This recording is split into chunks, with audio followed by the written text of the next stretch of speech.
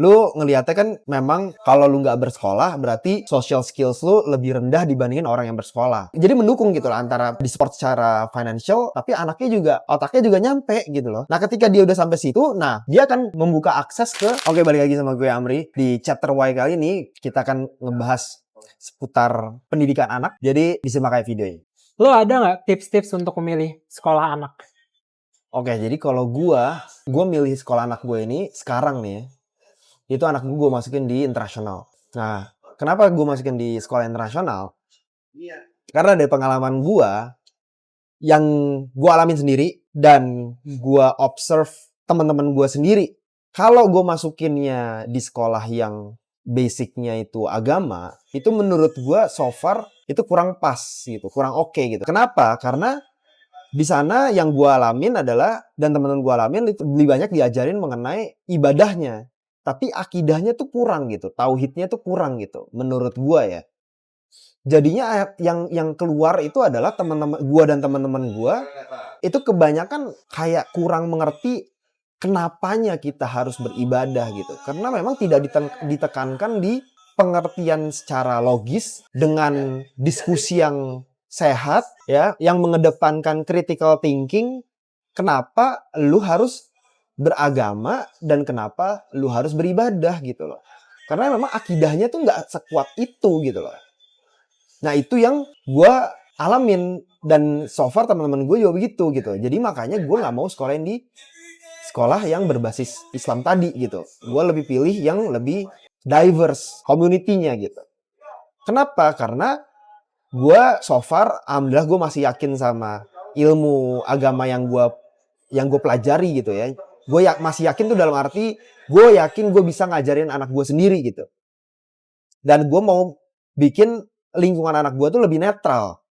Yang kalau di internasional yang gue alamin ya sama anak-anak gue, itu mereka teman-temannya itu lebih respect sama apa yang mereka percaya gitu. Maksudnya beliefnya mereka gitu ya.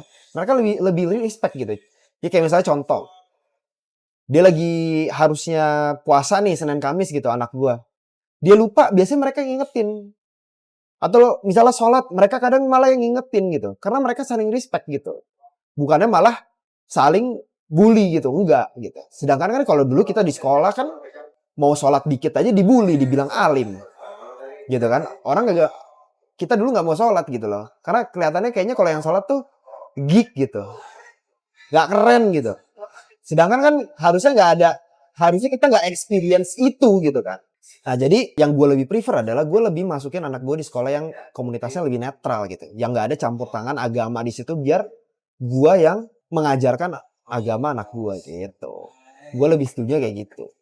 Tapi kalau misalnya case-nya gue, ilmu agama gue belum bagus gitu. Ya. Berarti kan gue juga belum bisa ngajarin ke anak gue. Oke. Nah, kalau kasusnya kayak gitu, mendingan gue masukin tetap inter atau Kalau menurut gua, kalau misalnya lu bener-bener mau lepas tangan nih gitu. Karena misalnya lepas tangan tuh dalam arti, ya gua akan ngajarin tapi mungkin ilmu gua paling ngajarin 20%, 30% lah misalnya gitu ya.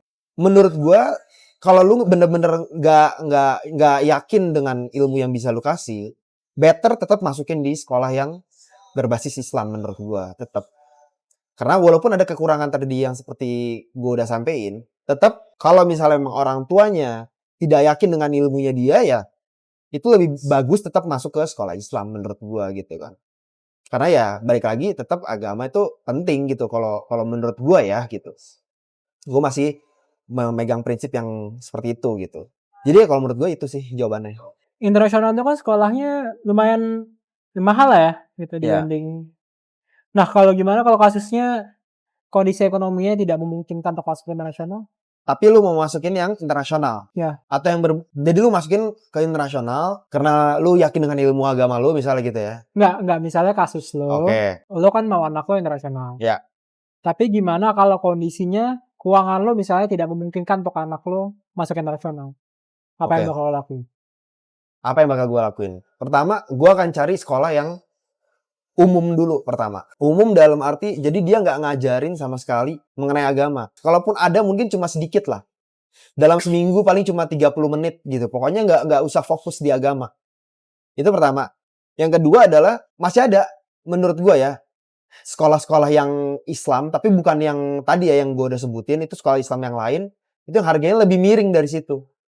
Daripada sekolah internasional gitu kan. Tapi masih ada kurikulum internasionalnya masih ada di situ dipakai. Walaupun biasanya mereka nggak terafiliasi. Jadi mereka nggak resmi gitu. Dia cuma ngambil kurikulumnya aja. Itu bisa jadi option juga. Kenapa nggak boarding school? Itu juga bisa, boarding school. Boarding school atau internasional? Tergantung kurikulum kalau gua. Karena kurikulum itu juga penting. Lu mau ngarahin anak lu kemana? Kalau misalnya lu mau ngarahin anak lu sekolahnya di Indonesia, sekolah kuliahnya ya maksudnya, di Indonesia, itu nggak perlu lu ngelihat kurikulum yang internasionalnya. Tapi kalau misalnya lu mau sekolahin di luar negeri, anak lu, better dari SD, SMP, SMA-nya itu kurikulumnya sudah internasional. Kalau kasus gue pengennya kan sekolahinnya di luar negeri kan. Jadi gue harus nyari walaupun boarding school. Dia boarding school itu kan yang nginep bukan sih? Iya, asrama. Asrama kan? Itu harus yang kurikulumnya juga internasional kalau gua gitu. Atau bahkan bisa juga homeschooling. Tapi kurikulumnya pakai Cambridge. Ada. Itu juga harganya miring karena itu homeschooling. Jadi lu pakai Zoom aja. Dia udah ada ininya. Tapi itu dia Cambridge resmi, terafiliasi. Tapi kan homeschooling sosialisasinya jadi kurang. Itu menurut gua stigma juga. Karena banyak orang saudara gue juga pernah ngejalanin itu sebenarnya nggak ngaruh juga karena kan di luar dari itu lu bisa ngajak anak lu berkegiatan yang macem-macem gitu loh, baik itu ikut ekskul olahraga segala macem, itu kan macem-macem. Jadi banyak waktu di luar itu karena justru waktu dia lebih fleksibel, makanya dia bisa bersosial sebenarnya. Jadi kalau mengenai yang kalau anak homeschooling jadi nggak bisa bersosialisasi, setahu gue ya dari yang gue pelajari itu stigma doang gitu. Karena sebenarnya harusnya waktu dia lebih fleksibel dan dia harusnya lebih banyak bisa bersosialisasi dibanding anak-anak yang bersekolah langsung di sekolah gitu loh. Serius. Dan gue pernah lihat juga kok orang-orang di luar negeri yang mereka homeschooling gitu ya. Mereka homeschooling tapi kegiatannya banyak gitu loh. Bersosialisasi juga bisa gitu. Main di taman segala macem. Udah gitu dia malah banyak belajar chores juga. Chores tuh pekerjaan rumah gitu ya. Bantuin orang tuanya ngapa-ngapain, banyak kegiatannya gitu. Karena waktu dia lebih banyak kan. Tinggal bagaimana orang tuanya membuat kegiatan yang produktif gitu aja.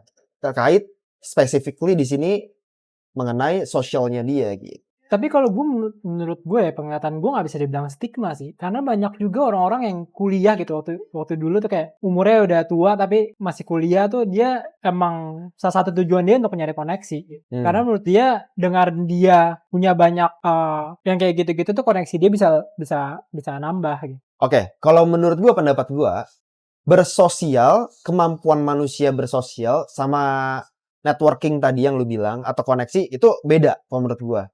Kalau anak homeschooling, dia tetap menurut gue bisa bersosial, tergantung bagaimana tadi orang tuanya ngajak dia ya, seperti yang tadi gue bilang.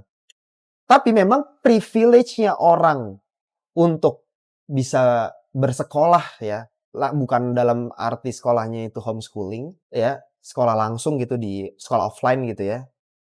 Itu memang privilege-nya di networking gitu loh. Dia bisa ketemu sama banyak orang ya dengan latar belakang yang mungkin dia orang tuanya punya jabatan mungkin atau misalnya punya bisnis apa segala macam yang mungkin someday dia akan berguna untuk karir lo mungkin atau akan membantu di kehidupan lo nanti gitu. Itu benar. Cuma kalau gue memisahkan antara networking sama kemampuan orang bersosial gitu. Karena kemampuan orang bersosial nggak harus di sekolah, bisa di mana aja.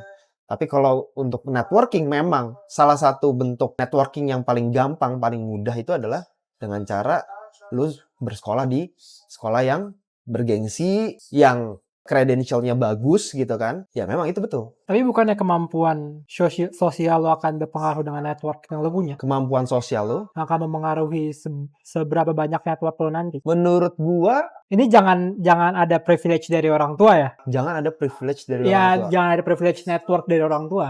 Oke, coba misalnya kasus deh. Gini loh, menurut gue dari pandangan gue gini, seberapa banyak network lo itu, lo kan harus tetap jaga komunikasi lo. Nah, kalau misalnya bersosialisasi sama orang gitu nggak baik, itu kan akan mempengaruhi network lo nanti. Tapi kalau kemampuan lo baik dalam hal itu kan, lo bisa menambah network lagi. dengan komunikasi lo bagus ke orang gitu, dengan lo biasa untuk beradaptasi dengan ketemu orang baru. Gimana ya gue ngejelasin ya? Karena kalau dari pernyataan lo yang gue tangkap, lo ngeliatnya kan memang kalau lo nggak bersekolah, berarti social skills lo lebih rendah dibandingin orang yang bersekolah. Gue nggak ngomong keseluruhan ya. Iya, tapi in general itu kan maksudnya kan. Iya. Nah, cuma permasalahannya kalau gue nggak percaya kayak gitu.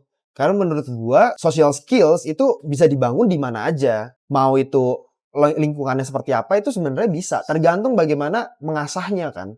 Terus ditambah lagi tergantung juga, yaitu tadi masalah karakternya. Apakah lu ekstrovert atau introvert gitu kan. Karena itu juga akan mempengaruhi kemampuan lu untuk bersosial gitu kan. Nah, cuma kalau misalnya orang dapat privilege dari orang tuanya gitu misalnya, dia bisa sekolah di sekolah bagus gitu ya. Karena didukung juga karena anaknya pinter. Karena kalau sekolah bagus nggak mungkin anaknya agak kurang ya secara akademik. Pasti credentialnya mereka juga bagus gitu loh.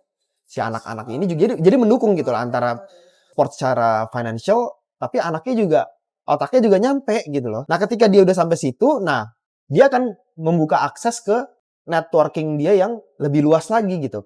Yang seharusnya, yang bukan seharusnya, yang biasanya itu memang dia punya dari keluarga-keluarga yang high net worth gitu.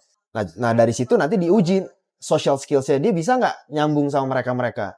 Karena kan belum tentu juga walaupun dia masuk di sekolah itu, tapi nyambung social skill-nya. Belum tentu juga. Mungkin aja dia jelek social skill-nya. Gak menutup kemungkinan dia kurang social skill-nya. Entah karena dia nggak mau ngelatih atau memang dia nggak interested.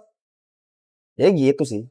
Oke, jadi segitu dulu video kali ini. Jadi intinya kalau emang lo mau sekolahin anak lo di luar negeri, baiknya kalau menurut gue dari awal tuh lu udah ngeplan anak lu sekolah yang kurikulumnya berbasis internasional gitu. Tapi kalau lu mau sekolah di Indonesia, nah itu lebih fleksibel, lebih banyak. Dan mungkin biayanya juga akan lebih rendah gitu ya dibanding yang internasional gitu. Tapi kelebihannya apa sih kalau misalnya lu masukin anak lu tuh di sekolah yang berbasis internasional gitu ya. Karena kalau misalnya lu berbasis internasional, lulus nih, misalnya SMA-nya lulus nih anaknya. Dia nggak perlu lagi penyetaraan di luar negeri. Misalnya dia mau masuk, dia kuliah nih, misalnya di Inggris gitu misalnya. Dia nggak perlu lagi tuh ada foundation gitu.